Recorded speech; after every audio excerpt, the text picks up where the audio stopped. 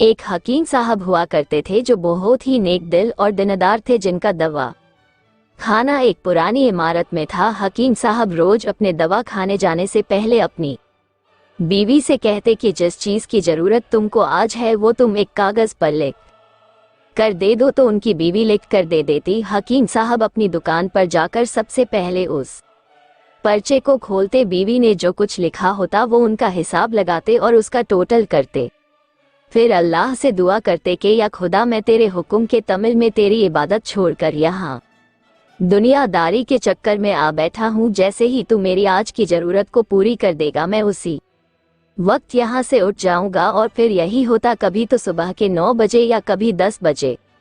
हकीम साहब अपने मरीजों से फारिग होकर अपने घर चले जाते। एक दिन हकीम साहब ने अपनी दुकान खोली और रकम का हिसाब लगाने के लिए पर्ची खोली, तो वो पर्ची को देखते ही रह गए। एक लम्हे के लिए तो उनका दिमाग घूम गया, उनको अपनी आंखों पर विश्वास नहीं हो रहा था, लेकिन जल्द ही उन्होंने अपने आप पर काबू पा लिया।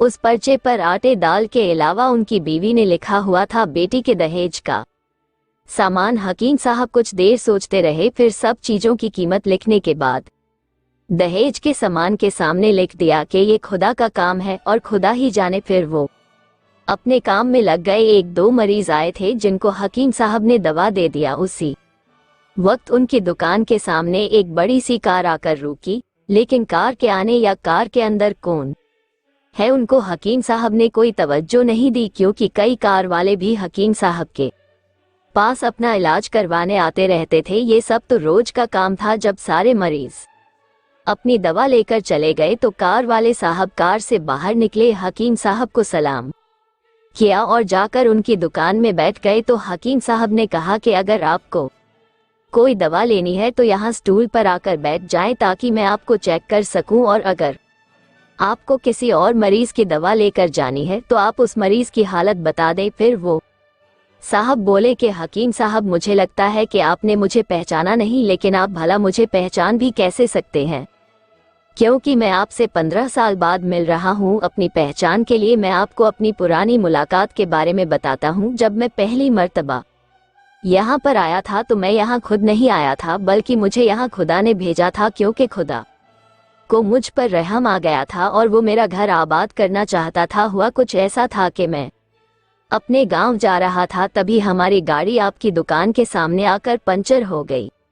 ड्राइवर गाड़ी का पहिया लेकर पंचर लगवाने चला गया था, तभी आपने देखा कि मैं गर्मी और धूप में गाड़ी के पास खड़ा हुआ हूँ। फिर आप मेरे पास आए और दुकान की तरफ इशारा करके कहा कि आप अंदर आकर बैठ जाइए। तो मैंने आपका शुक्रिया अदा किया और कुर्सी पर आकर बैठ गया। ड्राइवर ने कुछ ज्यादा ही देर लगा दिया था। एक छोटी सी बच्ची भी मेरे पास खड़ी थी और बार बार कह रही थी कि मुझे भूख लग रही है, और आप उससे कह रहे थे कि बेटी थोड़ा सब्र करो, अभी थोड़ी देर में चलते हैं। मैं ये सोच रहा था कि मैं आपके पास इतनी देर से बैठा हूँ, लगता है मुझे आपसे कोई दवा खरीदनी चाहिए ताकि आप मेरे बैठने को ज्यादा महसूस न करें। मैंने कहा कि हकीम साहब, मैं इंग्लैंड में रहता हूँ, किसी डॉक्टर के हाथ में शिफा नहीं होती और ना किसी दवा में शिफा होती है। अगर शिफा मिलती है तो वो खुदा के हुक्म से मिलती है, औलाद देनी है तो वही देने वाला है। मुझे याद है कि आप बातें भी कर रहे थे और साथ पुड़िया भी बनाते जा रहे थे। सारी दवाएं आपने 2 हिस्सों में करके उन्हें अलग अलग लिफाफों में रख दी। फिर आपने मुझसे पूछा कि आपका नाम क्या है। मैंने कहा मेरा नाम अफजल है। आपने एक लिफाफे पर अफजल लिखा और दूसरे लिफाफे पर बेगम अफजल लिखा। फिर दोनों लिफाफे एक थैले में डालकर दवा खाने का तरीका बताया। मैंने बेदिली से दवाई ले ली, क्योंकि मैं तो सिर्फ आपको कुछ रकम देना चाहता था, लेकिन जब दवा लेने के बाद मैंने पूछा कि कितने पैसे देने हैं तो आपने कहा कि बस ठीक है। तो मुझे कुछ समझ में नहीं आया, तो मैंने दोबारा पूछा तो आपने कहा कि आज का खाता बंद हो गया। तो मैंने कहा कि मुझे आपकी बात समझ में नहीं आई। वहीं पर एक शख्स और मौजूद था, तो उसने मुझे बताया कि खाता बंद होने का मतलब है कि हकीम साहब ने आज के घरेलू खर्चे के लिए जितनी रकम खुदा से मांगी थी वो खुदा ने उन्हें दे दी है, ज्यादा रकम वो नहीं ले सकते। मैं बहुत हैरान हुआ और दिल ही दिल में शर्मिंदा हुआ कि मेरे कितने घटिया ख्यालात थे और ये सादा सा हकीम कितना अजीब इंसान है। फिर मैंने अपने घर जाकर अपनी बेगम को ये दवाएं दिखाई और उसे सारी बात समझाई तो वो कहने लगी कि वो कोई इंसान नहीं बल्कि हमारे लिए तो वो एक फरिश्ता है। मुझे यकीन है कि उनकी दी हुई दवा हमारे लिए फ़ायदेमंद साबित होगी। हकीम साहब, आज मैं 3 बच्चों का बाप हूँ। खुदा ने आपको हमारी मदद का वसीला बनाया। हम हमेशा आपके लिए दुआ करते हैं। जब भी मैं अपने गांव छुट्टी पर आया तो हर बार मैं आपकी दुकान पर आया, लेकिन मुझे हमेशा आपकी दुकान बंद ही मिली। मैं कल दोपहर को भी आया था, लेकिन आपकी दुकान कल भी बंद थी। वहीं एक आदमी खड़ा था।